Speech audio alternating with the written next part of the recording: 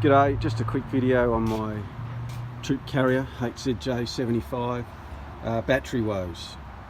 Struggling to keep batteries to last any more than a year or two. The acid needs topping up on a long trip. They just don't last. It's a common problem, and I thought it was overheating, so I made up this heat shield to try and give the battery some air space. I put a bonnet scoop on, try and get a bit of airflow over top of the batteries. It was a lot better. Batteries lasted longer, but still just wasn't comfortable with it. So I went investigating the regulator.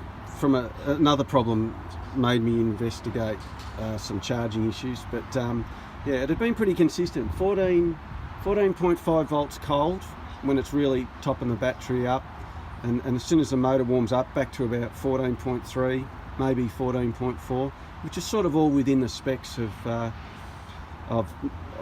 what you read. But then going to the Toyota manual, if you have a look, it gives you some voltage ranges, cold and hot. And anyway, I bought a new voltage regulator, a Denso one, and I went to pull mine out, which I thought was a Denso, but at some stage someone's worked on the alternator and put in this aftermarket one.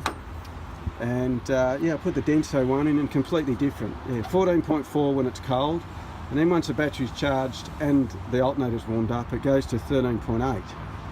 So the batteries just aren't charged as hard, and yeah, they just don't seem to get as hot. So at 13.8 feels like it's a little bit low, but I've had no trouble starting, and everything's working properly. Lights are bright, so I can't see any negatives with it at all. So the batteries just seem to be a lot happier and not gassing anywhere near as hard.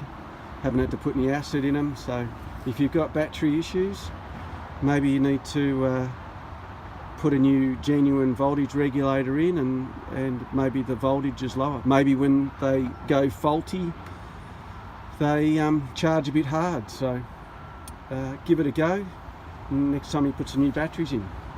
Thanks a lot.